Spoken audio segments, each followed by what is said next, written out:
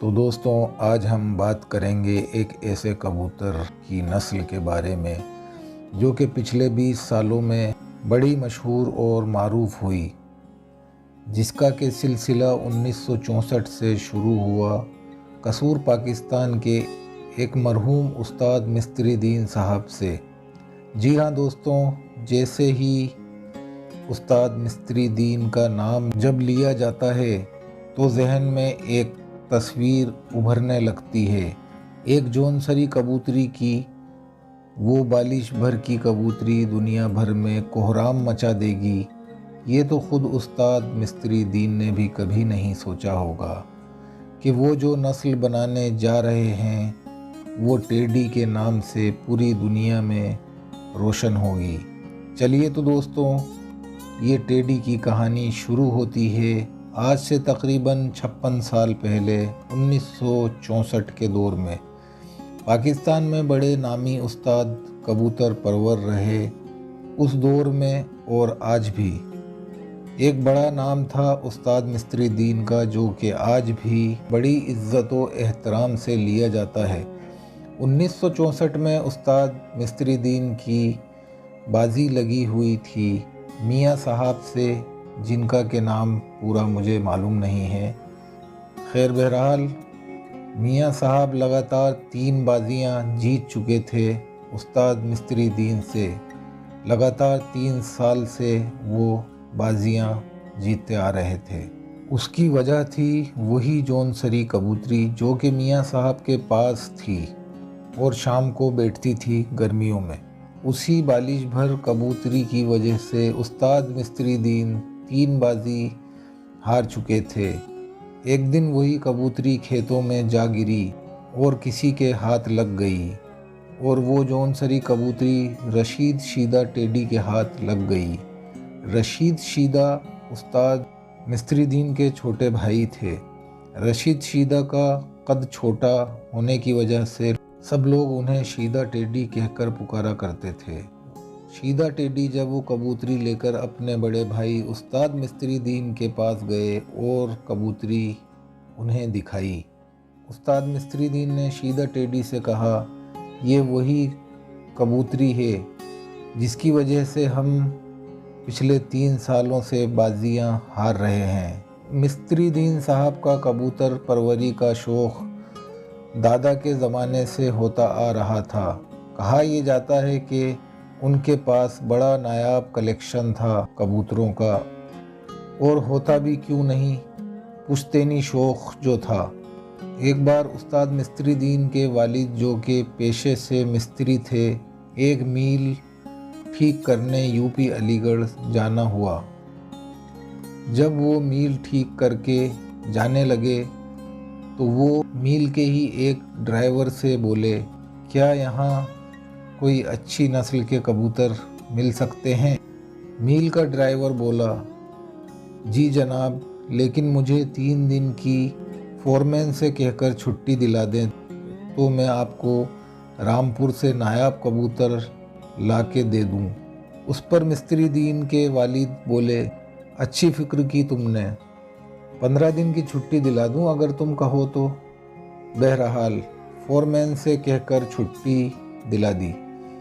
اس driver نے 4 رامپوری چندہ خانی کبوتروں کے بچے لا دیے اور استاد مستری دین کے والد انہیں قصور پاکستان لے آئے۔ چلیے تو ہم آتے ہیں مدعے پر۔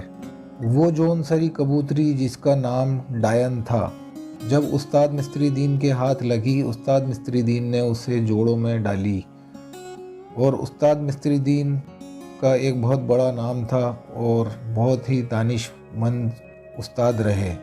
استاد مستری دین نے اس میں کئی قسم کے کبوتر ڈال کر کراس بریڈ کرائی، جس میں قصوری کبوتر ملائے، مصے کبوتر ملائے، کمگر ملائے، علی والے ملائے۔ یہ 4-5 کبوتر ملا کر آپس میں کراس کراتے رہے، جو ایک بریڈ بن کر تیار ہوئی، جس کا کہ نام ٹیڈی پڑا، جس سے کہ ہر کبوتر پرور واقف ہے۔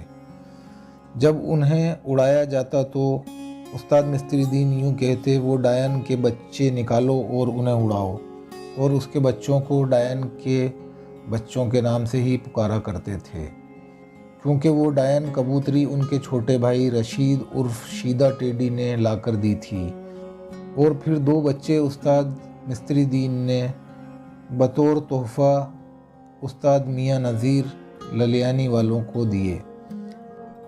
جب میاں نذیر انہیں اڑاتے تو وہ شیدہ ٹیڈی کے نام سے ہی بلاتے اور کہتے وہ شیدہ ٹیڈی والے بچے لے آؤ اور انہیں اڑاؤ، اور استاد میاں نذیر نے ہی انہیں ٹیڈی کا نام دیا۔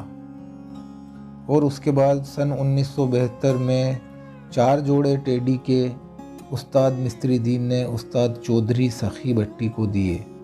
استاد چودھری سخی نے اپنے گھر کے ڈب والے کبوتر ان میں ملائے اور اپنے گھر کے مصے کبوتر بھی ملائے، جو بڑے کارگر ثابت ہوئے۔ اسی طریقے سے استاد میاں نذیر نے بھی الٹ پھیر کری اور وہ ٹیڈی استاد میاں نذیر والوں کے نام سے فیمس ہوئے۔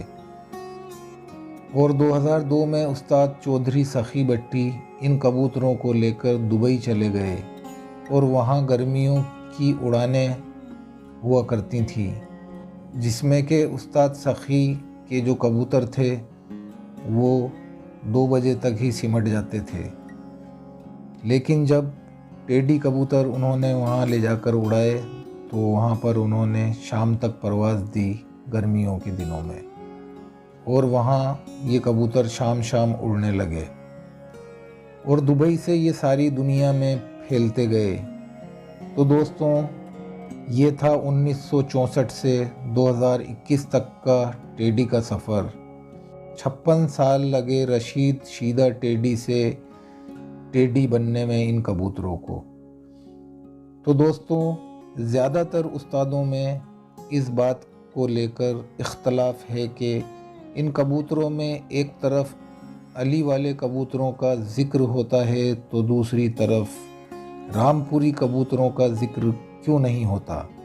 زیادہ تر استادوں کے نزدیک علی والے کبوتر تو خود چندہ خانی کلسرے جھمکے والوں سے بنے ہوئے کبوتر ہیں، تو استاد مستری دین نے رامپوری کبوتروں کا کبھی ذکر کیوں نہیں کیا، جبکہ استاد مستری دین کے گھر میں بھی رامپوری کبوتر تھے، ان کے والد کے لائے ہوئے رامپور سے۔